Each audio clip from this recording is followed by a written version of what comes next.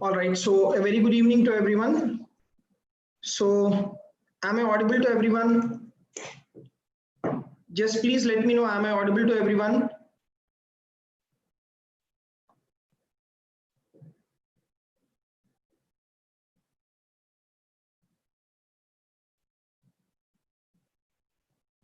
Yes.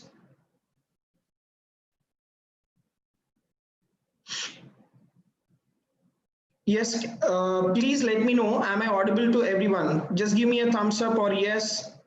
Can anyone respond, please?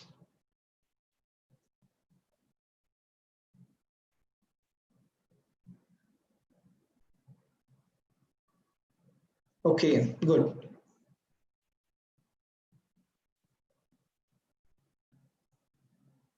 Okay, so very good, Ganesh.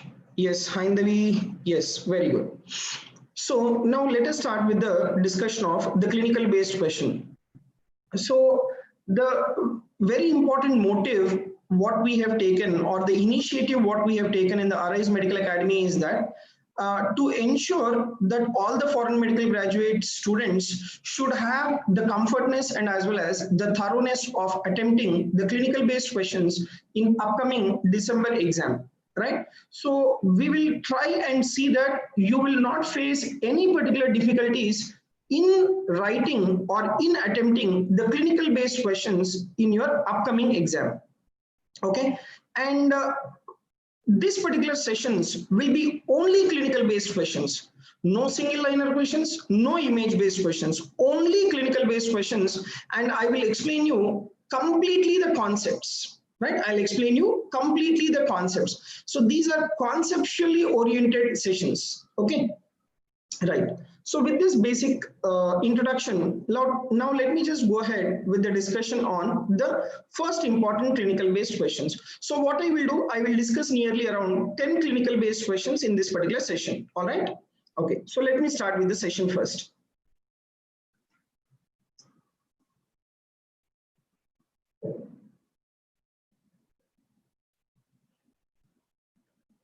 Right. You take the first question. The first question is, we have a 33-year-old obese woman complains of tiredness. She has recently given birth to a healthy baby boy and is enjoying being a mother. However, she is becoming more reliant on her partner for support, as she always feels exhausted and often becomes depressed.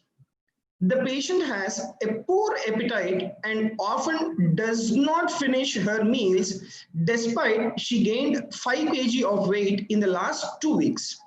What is the most likely diagnosis in this particular lady? Postpartum depression, eating disorder, hyperthyroidism, hypothyroidism, occult malignancy.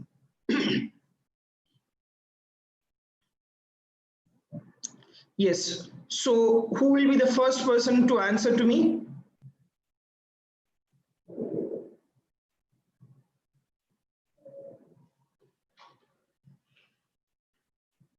Right, so I'm waiting for the answer. Okay, so Maruti Katta has answered postpartum depression. Okay, any other answer? Right. See, you read the question properly. You read the question properly. See, what is it mentioned in the second sentence? She's enjoying being the mother, right? She has recently delivered or given birth to a healthy baby boy, and she is enjoying being a mother. So when she is completely enjoying being a mother, how can you think that it's a postpartum depression? Yes, how can you people think it is a postpartum depression? So it is not at all the postpartum depression. See, in case of postpartum depression, what will be the clinical manifestation? There will be completely loss of interest in the life. Right? There will be completely loss of interest in the life. But you see her, she is completely enjoying being a mother. So your first option is ruled out. It is not at all postpartum depression. All right, and I can see some of you are answering hyperthyroidism. Okay, so now let me tell you, very good. So now we are getting the answers from Donsi has answered first, and then Srihari Aditya has answered it. Very good, excellent, Donsi and as well as Aditya. The answer is the hypothyroidism. Right now, how to rule out the other options? Let me explain you. So can anyone tell me, in hyperthyroidism, what will happen to the weight of the individual? In hyperthyroidism, what happens to the weight of the individual? Any one of you, please? In hyperthyroidism, remember, what they will have is, they will have weight loss. They will have weight loss. So that is the reason why your hyperthyroidism is also ruled out. What is that the patient is giving? The patient is giving a gain of weight of 5 kg. So that is the reason why your hyperthyroidism is ruled out. And you take the next option, that is hypothyroidism. So it is in patients with hypothyroidism, they will have all these clinical manifestations, whatever are there in your patient. So what is that? First of all, in patients with hypothyroidism, there will be tiredness, increased tiredness. Okay, so you can see that the individual is completely exhausted. And in patients with hypothyroidism, there will be depression. Why? Because there is no thyroid hormone and there is no activation of the cerebral neurons. So the individual will be completely depressed. And in patients with hypothyroidism, there will be decreased appetite, but there will be weight gain. So this is what we are seeing in our patient also. And you take in case of occult malignancy. So can anyone tell me what will be there in occult malignancy? Any one of you? What will happen to the weight of the individual in occult malignancy? In occult malignancy, there will be weight loss. Right? There will be weight loss. They will not have weight gain. So that is the reason why your fifth option is also ruled out. Right? That is the reason why your fifth option is also ruled out. Now you take the second option, that is eating disorders. Let me tell you, in eating disorder, there will be weight gain, but that poor appetite will not be there. In case of the eating disorder, that poor appetite, whichever is mentioned in your question, that will not be there. And in case of eating disorder, let me tell you that exhaustion will not be there. So the answer to this particular question is the hypothyroidism, right? So let me shortly revise. First option, postpartum depression, is completely ruled out because she is enjoying being a mother. So postpartum depression is ruled out. You take the second option, that is eating disorder. In case of eating disorder, they will not have poor appetite, which is mentioned in your question. And you take the third option, hyperthyroidism. In hyperthyroidism, there will be weight loss. What is given in our question? There is weight gain. So your hyperthyroidism is ruled out. And you take the fifth option, occult malignancy. In any malignancy, there will be loss of appetite and there will be also loss of weight. There will be also loss of weight. So your occult malignancy is also ruled out. So the answer to our question here is hypothyroidism. The answer to our question is hypothyroidism. So please make a note of this very important question. Okay. Now, so has everyone understood this clinical based question, or does anyone feel any difficulty in this question? Just give me a thumbs up if everyone has understood this question. Very good. Excellent.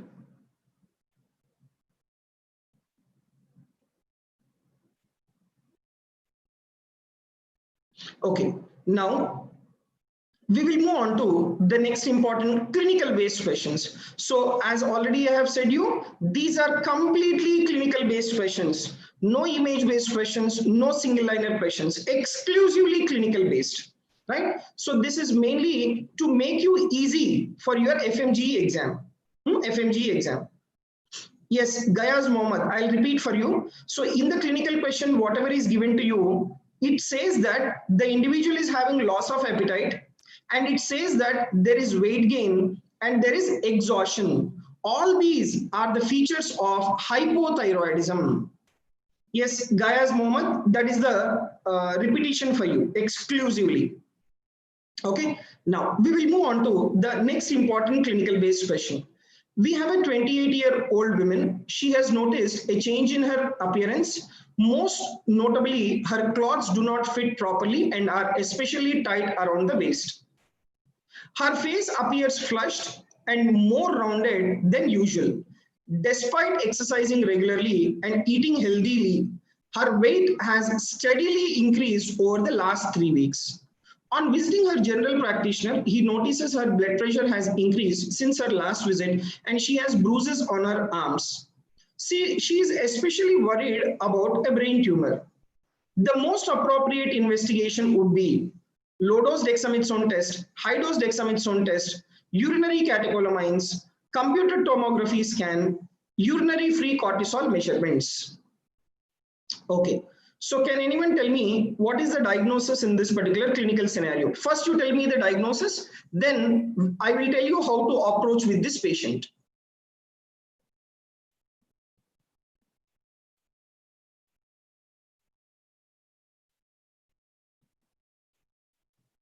Yes, what is the diagnosis? Very good. So Balaraman has answered it. Excellent, Balaraman. But what is the diagnosis, Balaraman? What is the diagnosis, please?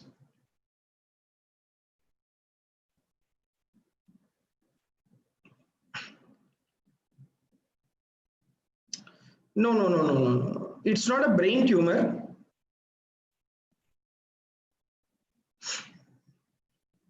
See, yes, Mr. VS, you also have answered it correctly, but I want someone to crack the diagnosis, crack the clinical picture. Very good. So Sai Ratan, Kesarapu Sai Ratan, you have answered it correctly. Excellent, Sai Ratan. The answer is Cushing syndrome.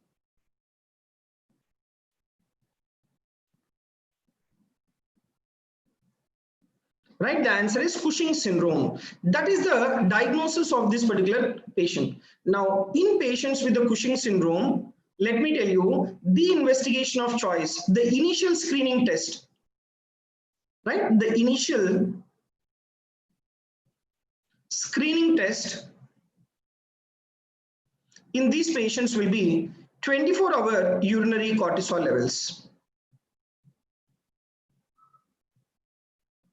Right, 24-hour urinary cortisol levels, that is the initial screening test and that is the investigation of choice. So the answer is E in these individuals. The answer in this particular patients is E. Now, why not the other investigations? Right, why not the other investigations? Let me explain you. Now, your low-dose dexamethasone suppression test, high-dose dexamethasone suppression test, they are your confirmatory test. If you want to do the confirmatory test, first actually what you have to do, you have to do the screening test, right? First, always you should do a screening test. Now, once your urinary free cortisol levels, if they are increased, then you have to do a low-dose dexamethasone suppression test and as well as the high-dose dexamethasone suppression test. Right, then subsequently what you have to do, a low-dose dexamethasone suppression test and as well as the high-dose dexamethasone suppression test has to be done subsequently. But the initial investigation is your 24-hour urinary cortisol levels. Okay, now many of you might be thinking, why is it Cushing syndrome? Right, many of you might be thinking, why, sir, why not brain tumor? Because some of you have answered it as brain tumor. Why not brain tumor? Now, you see here, in any tumor or in any malignancy, please tell me what will happen to weight of the individual, because some of you were answering it as the brain tumor. So please tell me, in any malignancy, what will happen to the weight of the individual in malignancy? Yes, I'm just waiting for your answer.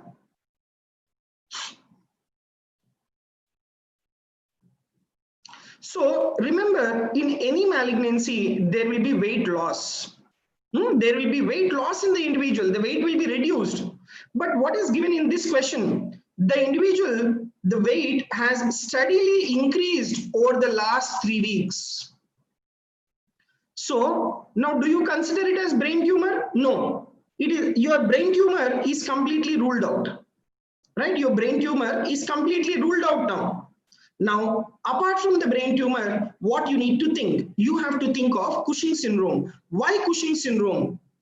Let me tell you, in patients with the Cushing syndrome, they will definitely have the weight gain.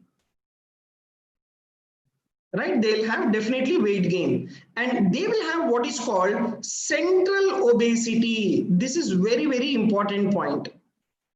Right? They will have what is called central obesity. Okay, you see here, what is happening? Especially tight around the waist. So especially tight around the waist, what does that mean?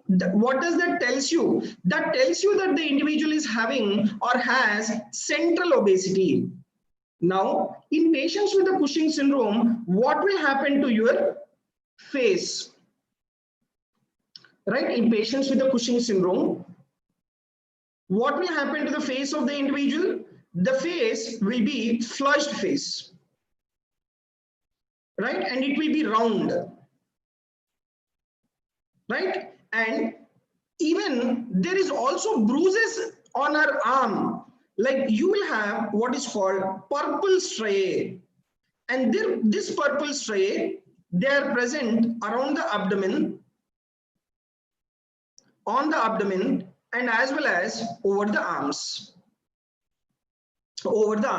So, and there is also weight gain. So these are all the points in favor of your Cushing syndrome. See, always in a clinical question, analysis is very, very important, right? You need to do a quick analysis. What do you mean by the word analysis?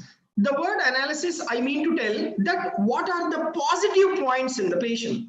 What are the positive points? What are the positive points? 28-year-old female, right? And then there is tight around the waist. Waist has become tight. That means there is increase in the central obesity. Face is flushed. That is another positive point. Then increase in the weight. That is another positive point. Presence of bruises on her arm. That is another positive point. So all the positive points you need to keep aside, and then you need to come to a diagnosis. Once you come to a diagnosis, then you will be able to make out what investigation you have to do in the patient. So what is the initial screening test? That is 24-hour urinary cortisol levels. That is the answer to this particular question. Right? So let me tell you, my dear friends, I am discussing all the clinical based questions. Right? So please inform to all of your friends also to attend these clinical based sessions. These clinical based sessions you will be having every day. These clinical based sessions you will be having every day. And these are absolutely free.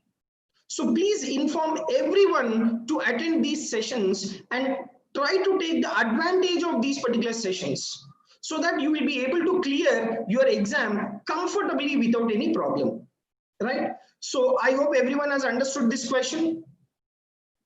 So if everyone has understood this question, just please give me a thumbs up so that I will feel that you have understood.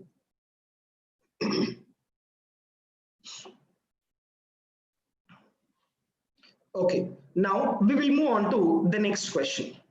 If anyone has any doubts in this question, you can ask me. I will be definitely happy to answer you.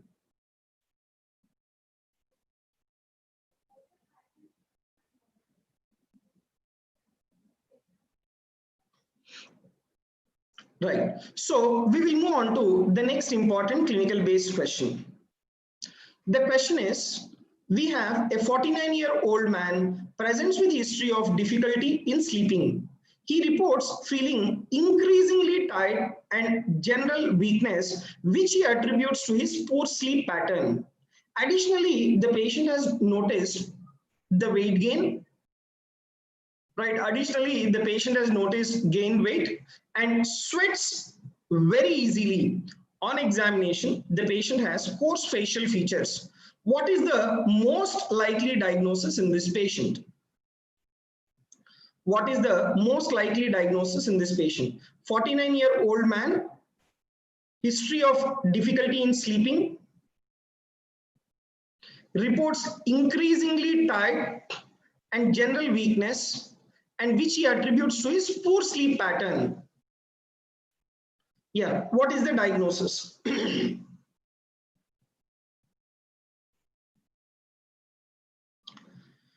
Okay.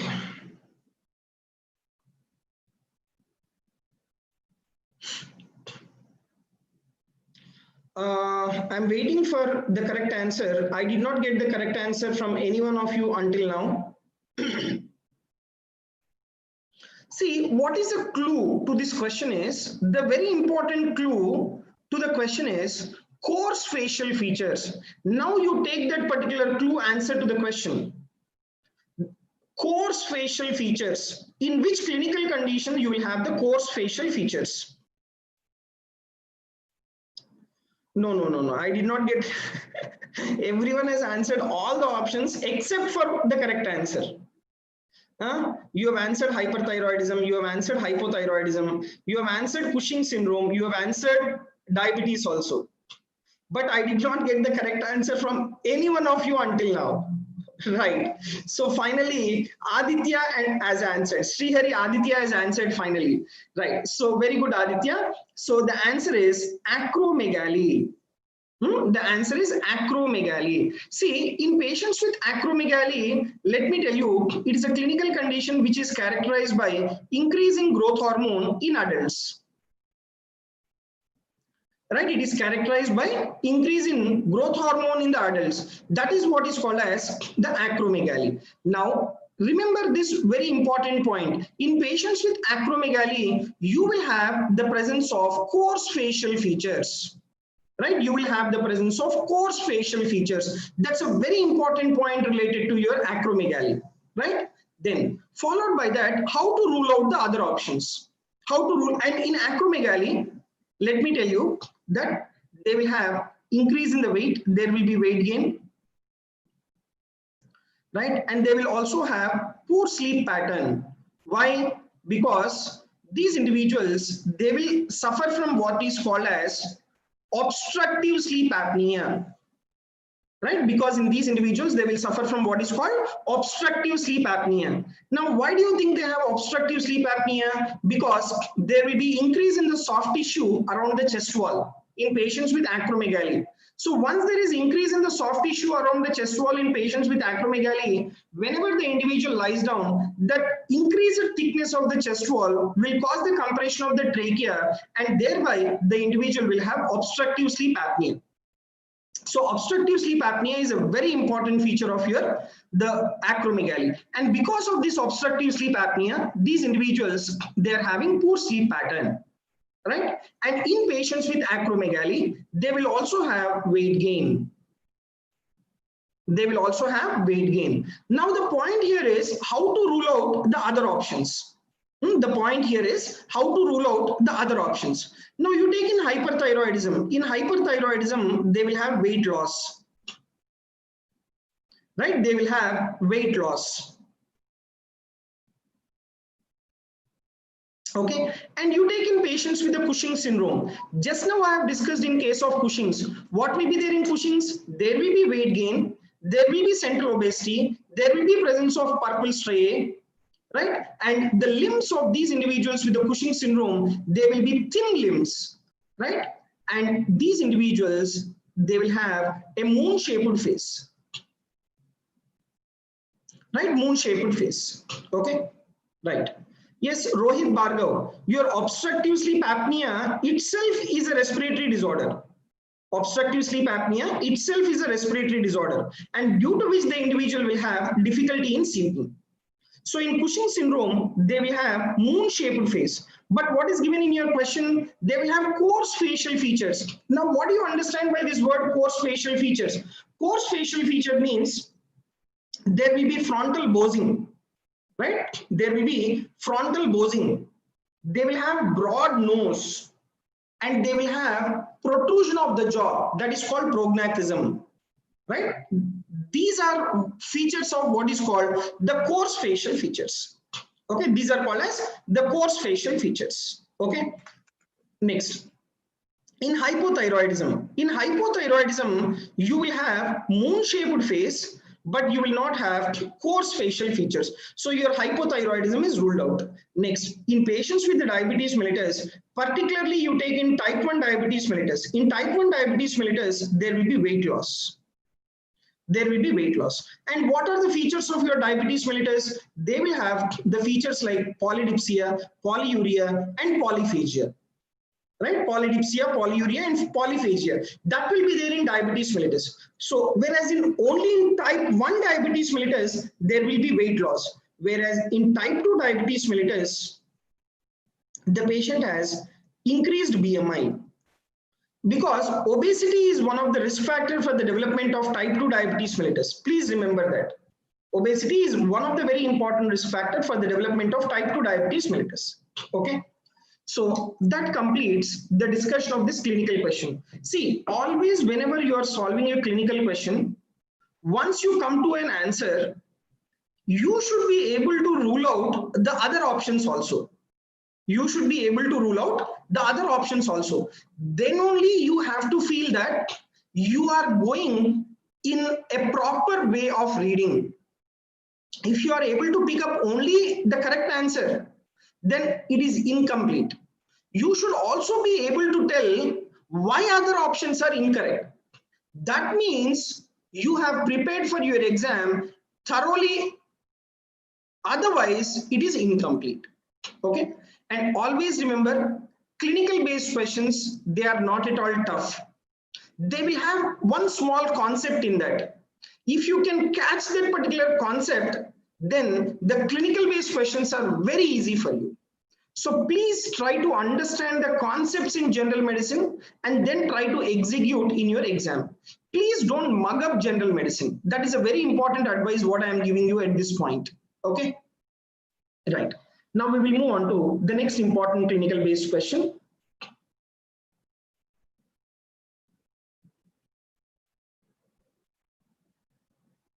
Right. You see the next question. A 42-year-old woman presents with visual symptoms or visual disturbances. She reports having double vision, which was intermittent initially, but has now become much more frequent. In addition, she becomes breathless very easily and experiences palpitations. On examination, there is raised painless lesion or observed on the front of her shin, and there is finger clubbing.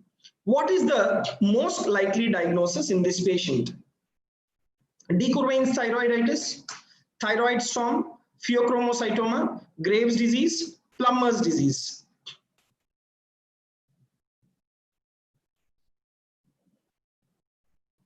No, Aditya, see, remember your growth hormone is the one which will increase the weight of the individual. Now, why is that? Let me tell you that growth hormone is also considered as diabetogenic hormone.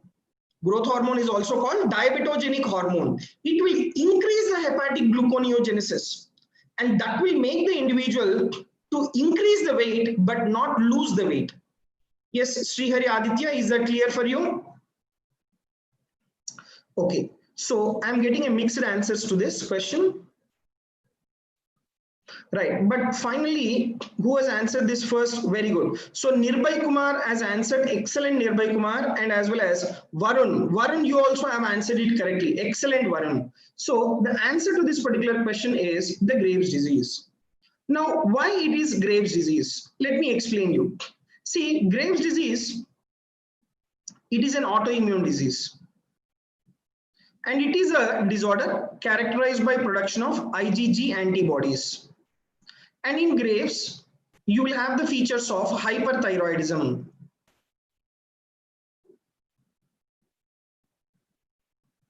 Right? You will have the features of the hyperthyroidism. Now, what are the features of Graves which is given in this question? Let me explain you. Okay. Now, you take this IgG antibodies. These IgG antibodies, they will go and act on the extraocular muscles, right? And that will make the individual to have the visual disturbances, right? That will make the individual to have visual disturbances. That is first point. And that visual disturbances will be in the form of double vision. Why? Because the recti muscle and as well as oblique muscles are affected. And your superior recti, inferior recti, lateral recti, medial recti, and superior oblique, inferior oblique, they are the one which are concerned with your eyeball movement in both the eyes. And if any recti or oblique are affected by your IgG antibodies, the recti or oblique muscles, they get damaged, and that will make the individual to have double vision. Right? Next. Now, in addition, she's also becoming breathless very easily and experiences palpitations. Now, why is that?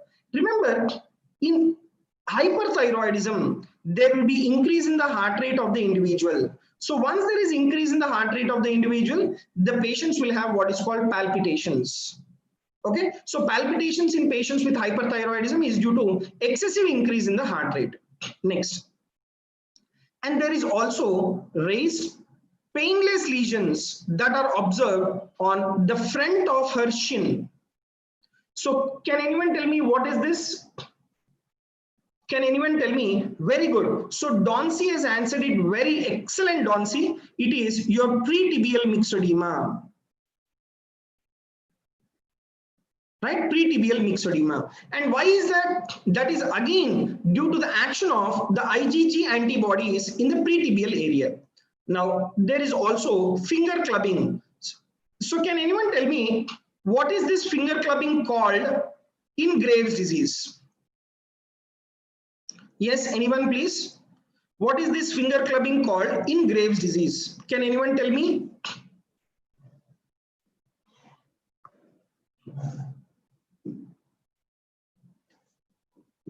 What is this finger clubbing called in Graves' disease?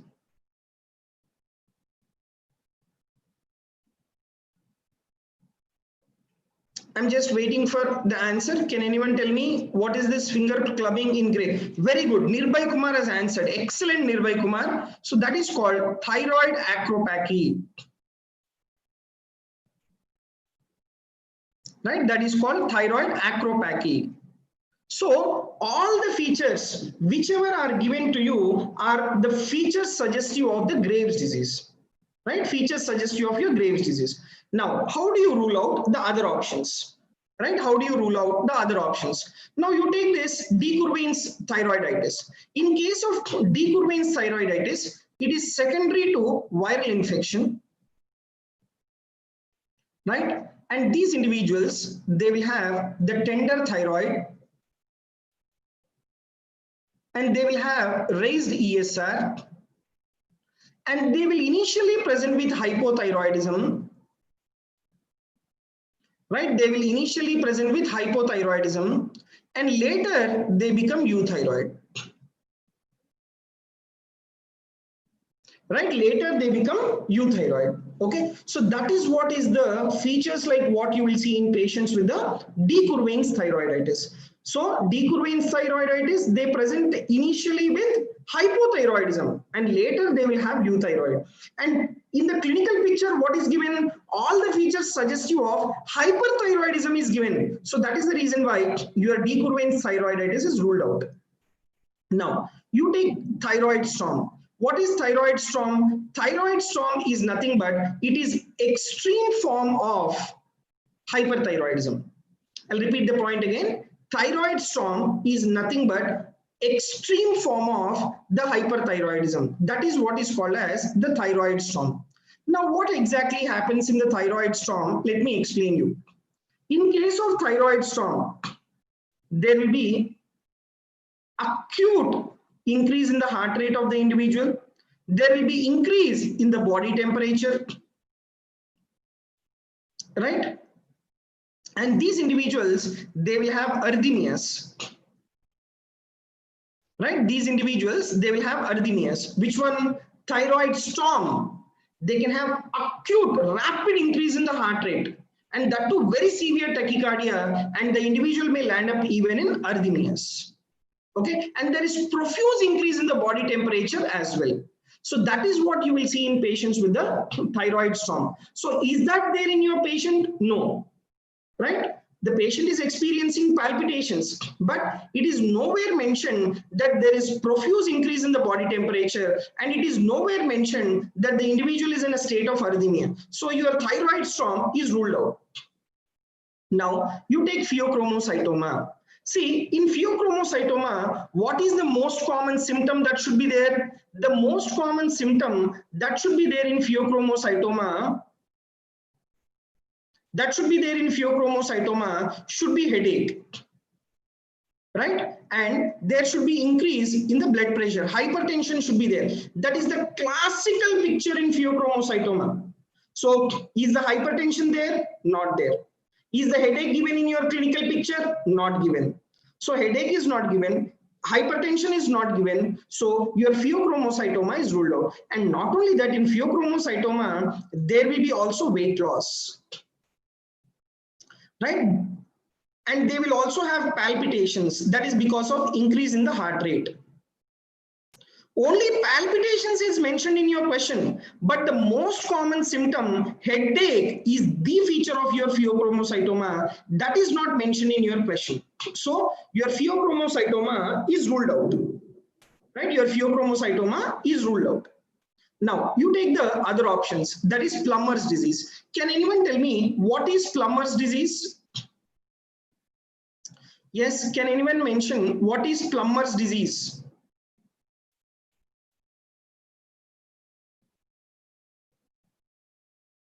Any one of you, please?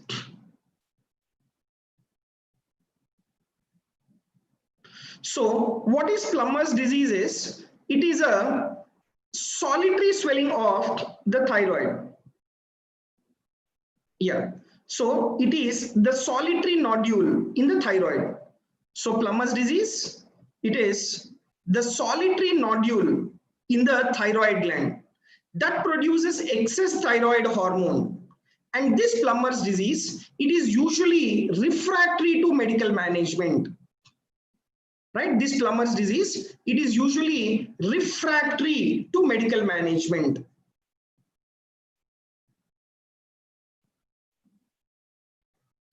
Okay, it's a solitary nodule, right? But in your question, is it mentioned like there is presence of a nodule in the neck examination? No, it is not mentioned. So if it is not mentioned, how can you think it is Plummer's disease? No, Plummer's disease is ruled out. But definitely, yes, Plummer's disease, it is your hyperthyroidism only. I will definitely accept. But he did not give you any clinical picture suggestive of the Plummer's disease, like solitary nodule on neck examination. That should have been mentioned to call it as Plummer's disease. But that is not mentioned in your question. So that is the reason why your Plummer's disease is ruled out. So the answer to this particular question is Graves' disease finally, right? So I hope you have understood the explanation to this particular question. Yes, Gayaz Mohammed, Plummer's disease, it is refractory to medical management, right? Plummer's disease is refractory to medical management. So if everyone has understood, just give me a thumbs up, please. If everyone has understood this clinical question, just please give me a thumbs up so that I will understand that you have understood the question.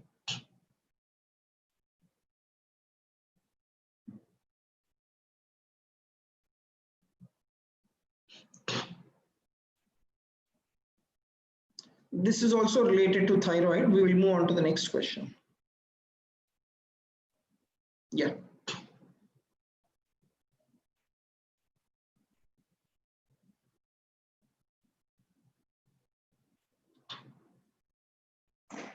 Yes, Preetham Chetty, the management for the Plummer's disease is that you need to do the resection of that solitary nodule. Yes, Preetham Chetty, you need to do resection of that particular thyroid nodule. Okay. Right. Now we will move on to the next important clinical question. Right. We will move on to next important clinical question.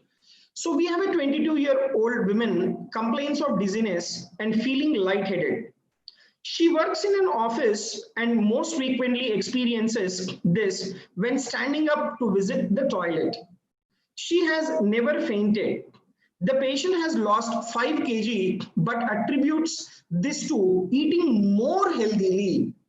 She has noticed a recent scar on the back of her hand, which has started to turn very dark. The most appropriate investigation is Synaptic Test, low-dose dexamethasone test, cortisol measurement, urinary free cortisol measurement, abdominal ultrasound scan.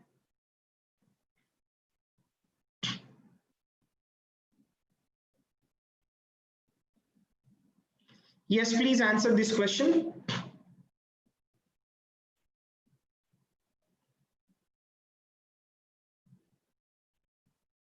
First of all, please tell me the diagnosis. Yes, Sharad, can you tell me the diagnosis?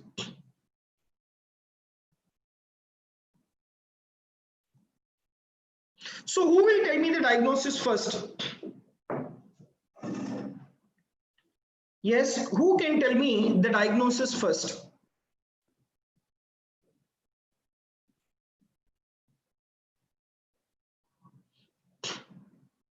Okay, so the diagnosis in this patient,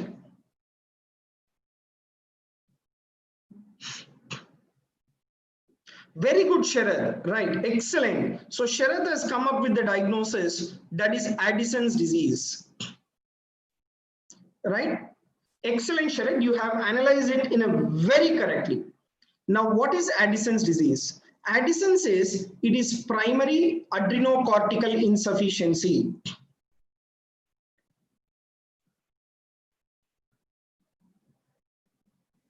Right, primary adrenocortical insufficiency, that is what is called as the Addison's disease. Now, okay, so now you should know why is it Addison's, right? Now you should know why is it Addison's. First of all, you should come to a conclusion that, then I will tell you how to diagnose. Now, in adrenocortical insufficiency, what will happen? There is a decrease in corticosteroids. Right, there is a decrease in the mineralocorticoids.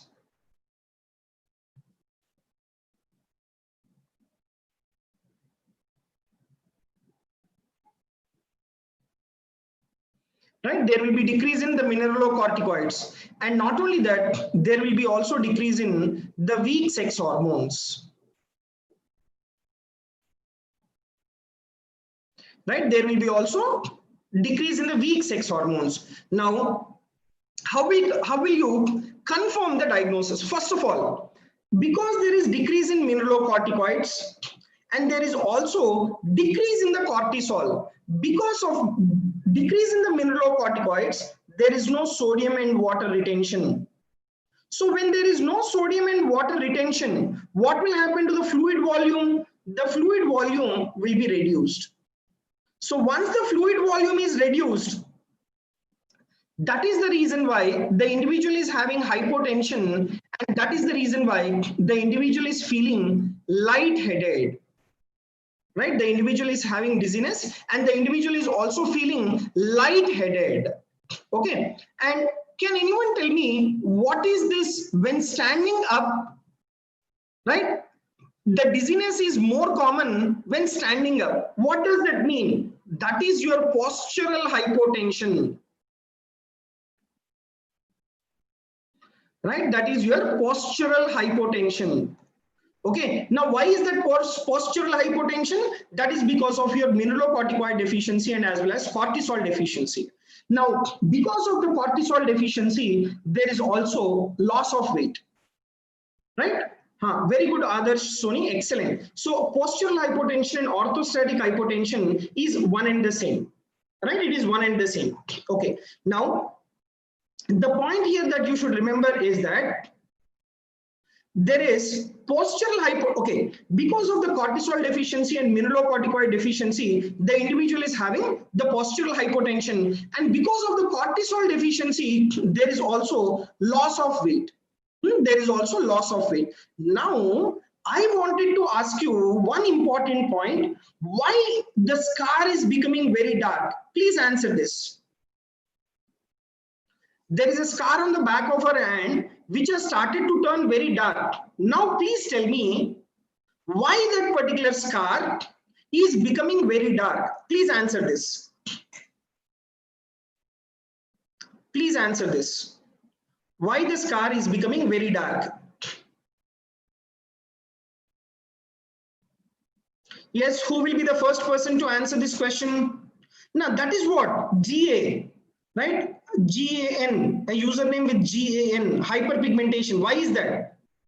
Yes, so Adarsh Soni has answered now. So very good, Adarsh Soni. So the reason is that in response to your decrease in cortisol, there will be increase in the ACTH.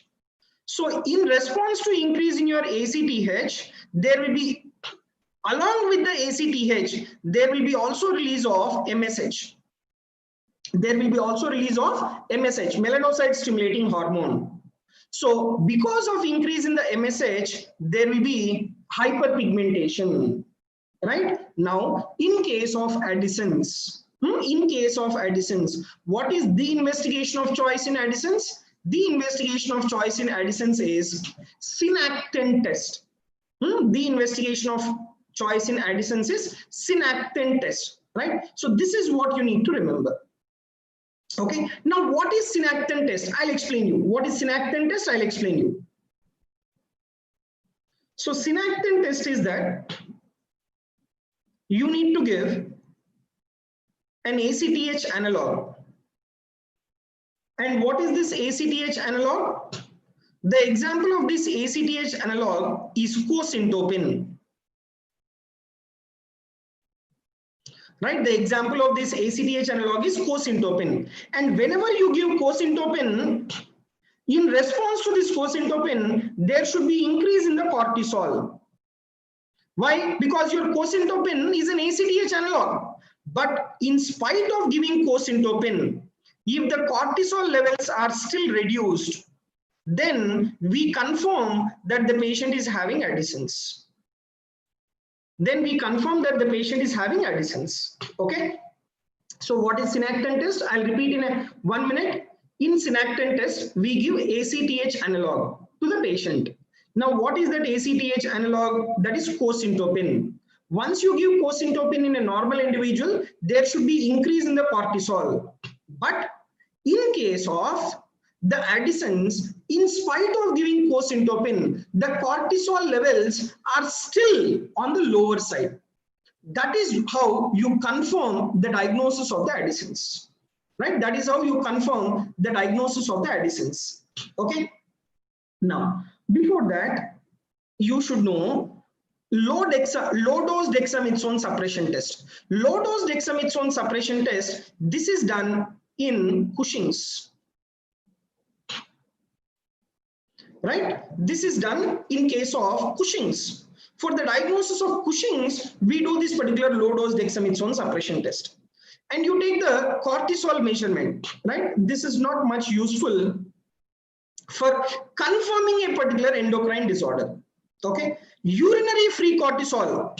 This is again done in confirming your, the initial screening test for the Cushing disease. Which one? The urinary free cortisol.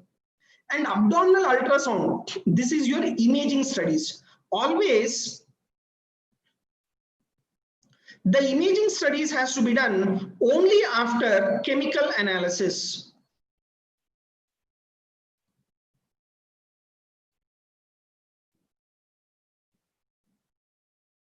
Right? Only after the chemical analysis, then you have to do the imaging studies. Okay? So that is an important point that you need to remember.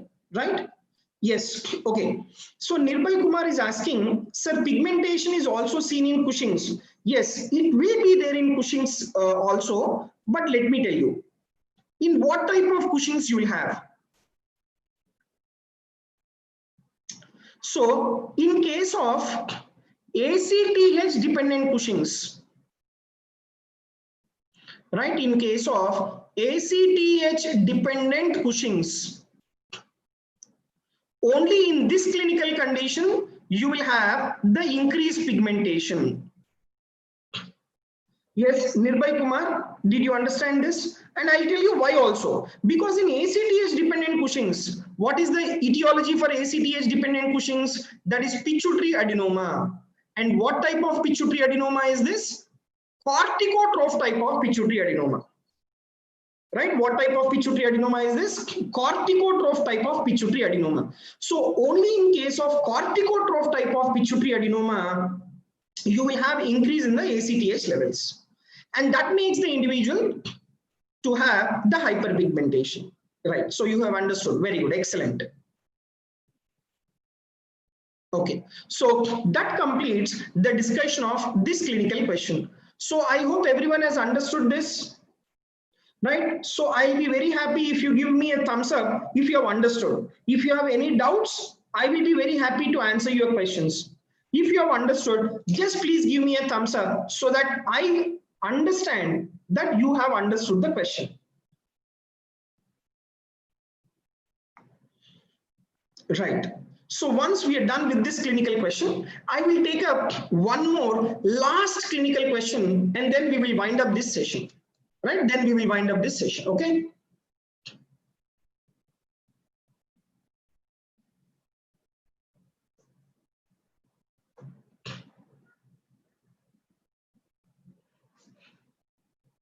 Okay. Right. So this is another very interesting clinical question here. Right. So overall, okay, at the end of the discussion, I will ask you the feedback, like how do you feel the quality and all. In the last, we will discuss about this again. So you see this clinical question. We have a 29-year-old man presents with a 4-week history of polyuria and extreme thirst. The patient denies difficulty voiding, hesitancy or hematuria, although urine is very dilute. The patient does not believe he has lost any weight and maintains good diet. No findings are found on urine dipstick. The most appropriate investigation is serum osmolality, fasting plasma glucose, urinary electrolytes, MRI scan of the head, water deprivation test. Yes, so please answer to this question. Okay, so Sharad want to do fasting plasma glucose. Okay, any other answer? Yes, Sharad, why you want to do fasting plasma glucose? Okay, so everyone want to do fasting plasma glucose. Why? Are you suspecting diabetes mellitus in these patients? All of you, whoever is answering B, very good. So now we are getting the correct answers now. So who has answered? Balaraman has answered. Srihari Aditya, Gopi Shankar Nair, Donsi. Excellent. The answer is the water deprivation test. The answer is water deprivation test. Okay. So first of all, please tell me what is the diagnosis?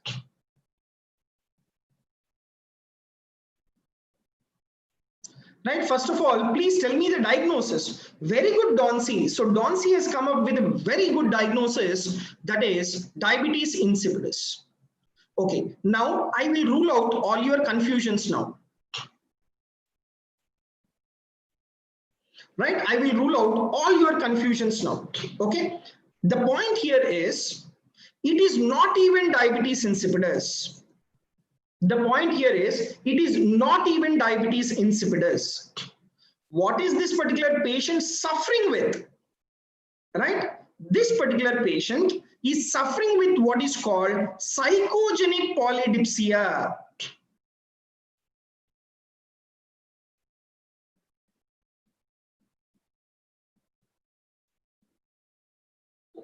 Right? Psychogenic polydipsia.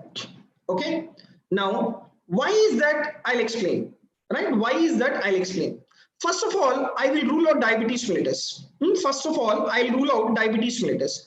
So you see here, the patient is maintaining a good diet, right? And he does not believe he has lost any weight.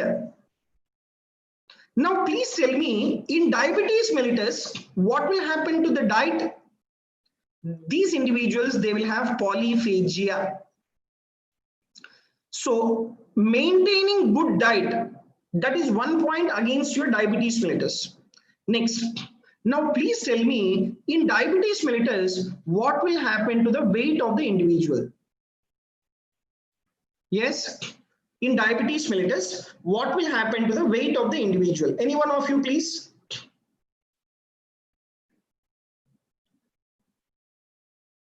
So, in type 1 diabetes mellitus, the individuals will mostly have the weight loss. Whereas type 2 diabetes mellitus, they are usually obese. They are usually obese. But what is given in your question? The patient does not believe he has lost any weight. So that is another point against your diabetes mellitus. That is another point against your diabetes mellitus. So your fasting plasma glucose ruled out. Right? Your fasting plasma glucose is ruled out. Now you take the other point. No findings are found on urine dipstick. See, if you are considering diabetes mellitus, there should be presence of ketone bodies if they develop diabetic ketoacidosis. Okay, but the urine dipstick, it is absolutely normal. Because the urine dipstick is absolutely normal, so doing the electrolytes will be of no use. Doing the urinary electrolytes will be of no use. Okay, so your urinary electrolytes are ruled out. Next. Okay, yeah, very good, Donsi. Yes, so if it is diabetes mellitus, there should be urinary glucose that can be detected by your urine dipstick.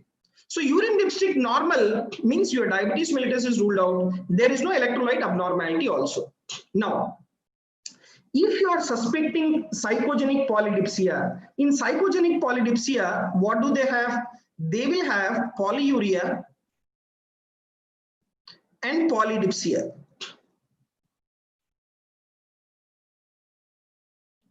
In diabetes insipidus, what do they have? Same. Polyuria and polydipsia. Same. Everything will be same. Then how will you differentiate these two? Psychogenic polydipsia is ruled out from diabetes insipidus by doing water deprivation test. By doing water deprivation test. In both of them, you take psychogenic polydipsia and diabetes insipidus. Initially, the urine osmolality will be reduced. Initially, the urine osmolality will be reduced. But once you do a water deprivation, the urine osmolality, right, urine osmolality will be increased where in in psychogenic polydipsia, whereas the urine, in spite of doing water deprivation, the urine osmolality is still reduced where in diabetes insipidus. Okay, so now, sir, why are you telling it is psychogenic polydipsia? Why not it is diabetes insipidus? Why? Because in diabetes insipidus to occur, there should be some underlying etiology. Like you have two forms of diabetes insipidus, central diabetes insipidus and nephrogenic diabetes insipidus. For central diabetes insipidus to occur, there should be some pathology in the center. And any pathology related to the central nervous system is not mentioned in your question. So central diabetes insipidus is ruled out. And you take nephrogenic diabetes insipidus. In nephrogenic diabetes insipidus also, there should be some underlying etiology. And any etiology causing nephrogenic diabetes insipidus is not mentioned in your question. So underlying etiology to cause diabetes insipidus is not mentioned in your clinical question. So that is the reason why I don't consider it is diabetes insipidus. I just consider that the patient is having psychogenic polydipsia. And in psychogenic polydipsia, what is the investigation of choice? That is your water deprivation test. So what is the answer to this question? Water deprivation test. Okay, right. So this completes today's clinical based questions on endocrinology. right? So just please give me a feedback on how are the quality of the questions. Did you get the same type of questions in your recent FMGE exam also? Because your feedback will help me to continue with the further classes. So how do you feel the explanation? How do you feel the quality of the questions? And do you want anything from the Arise Medical Academy that need to be improved in the clinical based sessions? So please just give us some feedback. So that will definitely help us to give you best.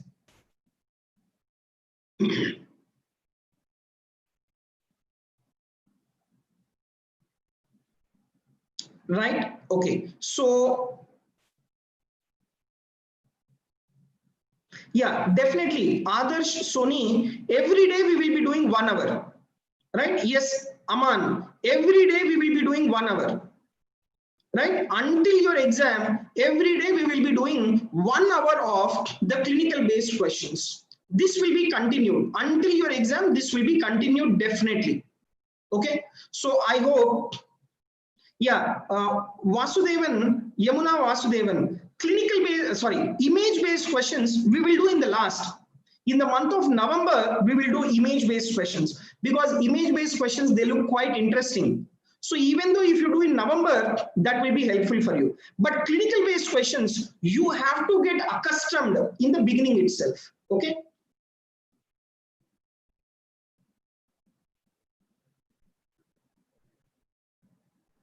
Yes, Chandia, if you are the student of Arise Medical Academy, I will be sharing these questions to you as well. Right? So I will be sharing all these questions to the staff of Arise Medical Academy. So if the students are from Arise Medical Academy, you can take these particular questions from the staff of the Arise Medical Academy. Okay?